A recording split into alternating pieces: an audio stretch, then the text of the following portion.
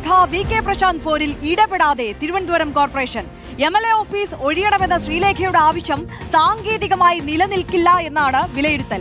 MLA office വാടകയ്ക്ക് പ്രവർത്തിക്കുന്നതിന് രേഖകളുണ്ടെന്ന പ്രശാന്തിന്റെ വാദം കോർപ്പറേഷൻ തള്ളിയിട്ടില്ല.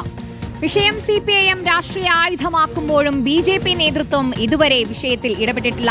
ഹരിമോഹൻ ചേരുന്നുണ്ട് വിശദാംശങ്ങളുമായി. ഹരിമോഹൻ, ഇത്തരത്തിൽ കോർപ്പറേഷനിൽ അധികാരത്തിലേറി രണ്ടാം നാൾ തന്നെ വലിയൊരു പ്രശ്നത്തിലേക്കാണ് ശ്രീലേഖ BJPയെ കൊണ്ടുചെന്ന് എത്തിച്ചിട്ടുള്ളത്. എത്തരത്തിലാണ് ഇതിനെ BJP അല്ലെങ്കിൽ അവിടുത്തെ ഭരണസമിതി എത്തരത്തിലാണ് ഇതിനെ നോക്കിക്കാണുന്നത്?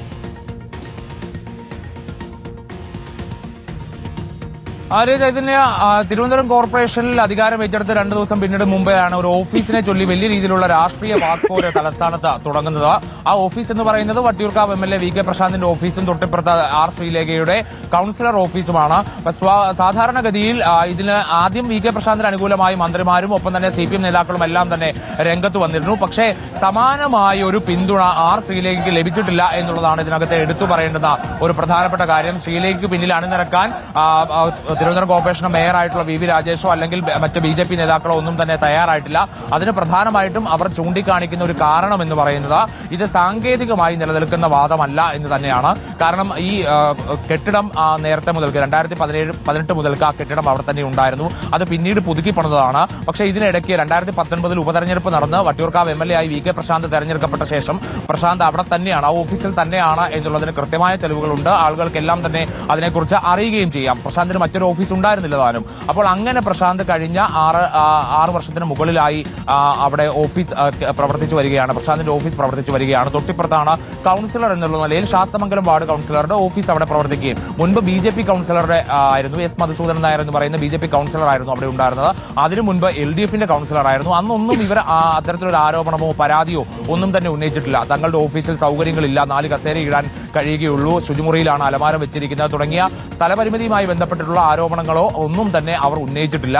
അപ്പോൾ മുൻ കൌൺസിലർമാരൊന്നും തന്നെ ആരോപണങ്ങൾ ഉന്നയിക്കാത്തൊരു പശ്ചാത്തലത്തിൽ ഭരണത്തിലേറി 2 ദിവസം കഴിയുമ്പോൾ തന്നെ ശ്രീലേഖ എന്ന് പറയുന്ന ശാസ്തമംഗലം വാർഡ് കൌൺസിലർ ഇത്തരത്തിലൊരു പരാതിയുമായി മുന്നോട്ട് വരുന്നത് അത് ഒരു വലിയൊരു ആയുധം CPMന്റെ കൈകളിലേക്ക് എത്തിച്ചു കൊടുക്കുന്നതിന് തുല്യമായിട്ടായിരിക്കും എന്നുള്ളത് കൊണ്ട് തന്നെയാണ് ആ പ്രശ്നം ഇന്നലെ തന്നെ എങ്ങനെയും പരിഹരിക്കാൻ വേണ്ടിയുള്ള ശ്രമം, നീക്കുപോക്കുകളൊക്കെ തന്നെ കോർപ്പറേഷന്റെ തലപ്പത്ത് നടന്നത്.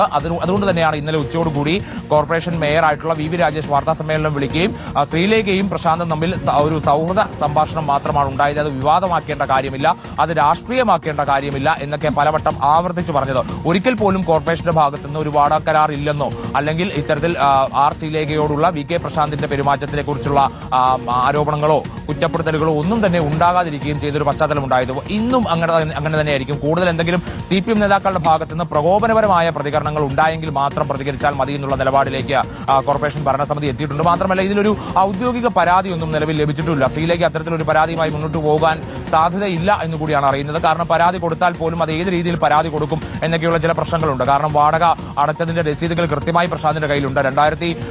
നമ്മൾ ഇന്നലെ ഈ രസീതിന്റെ പകർപ്പുകൾ ഇന്നലെ തന്നെ സംപ്രേഷണം ചെയ്തിരുന്നു. അതായത് വർഷങ്ങളായിട്ടുള്ള വാടക അടയ്ക്കുന്നതിന്റെ രസീതുകളുണ്ട്.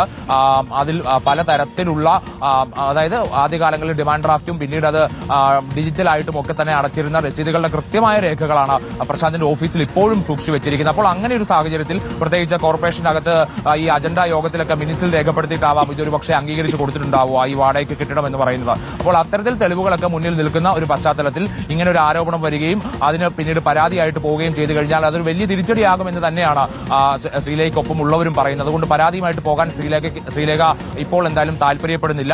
അതോടൊപ്പം തന്നെ വലിയ രീതിയിലുള്ള ഒരു ആരോപണം ഉയരുന്നത് ഈ വട്ടിയൂർക്കാവ് നിയമസഭാ മണ്ഡലമാണത്. വട്ടിയൂർക്കാവിനകത്ത് തന്നെയാണ് ഈ ശാസ്തമംഗലം വരുന്നത്. അങ്ങനെ വട്ടിയൂർക്കാവ് MLA ആയിട്ടുള്ള വി കെ പ്രശാന്തിനെ ആ ഓഫീസിൽ നിന്ന് ഒഴിപ്പിക്കാൻ ഒരു ശ്രമം ഒരു വശത്തുകൂടി നടത്തുമ്പോൾ മറ്റു വശത്തുകൂടി ഈ ശ്രീലേഖ വട്ടിയൂർക്കാവ് നിയമസഭാ മണ്ഡലത്തിൽ BJP സ്ഥാനാർത്ഥിയായി അടുത്ത നിയമസഭാ തെരഞ്ഞെടുപ്പിൽ വരും എന്നുള്ള ചില അഭ്യൂഹങ്ങൾ ഉയരുന്നുണ്ട്. മാത്രമല്ല BJP നേതൃത്വം അതിനുവേണ്ടി ശ്രമിക്കുന്നുമുണ്ട്. അപ്പോൾ വട്ടിയൂർക്കാവ് മണ്ഡലത്തിൽ മത്സരിക്കുന്നതിന് മുമ്പ് തന്നെ അവിടെ നിലവിലുള്ള MLA ഒഴിപ്പിക്കാൻ വേണ്ടിയുള്ള ശ്രമമാണ് ശ്രീലേഖ ശ്രീലേഖയ്ക്കെതിരെ ഉയരുന്നുണ്ട്. അപ്പോൾ ശ്രീലേഖ വി കെ പ്രശാന്ത് പോരിൽ അത് സാങ്കേതികമായി നിലനിൽക്കില്ല എന്നുള്ളത് കൊണ്ട് തന്നെ തിരുവനന്തപുരം കോർപ്പറേഷൻ ഇതുവരെ ഇടപെട്ടിട്ടില്ല.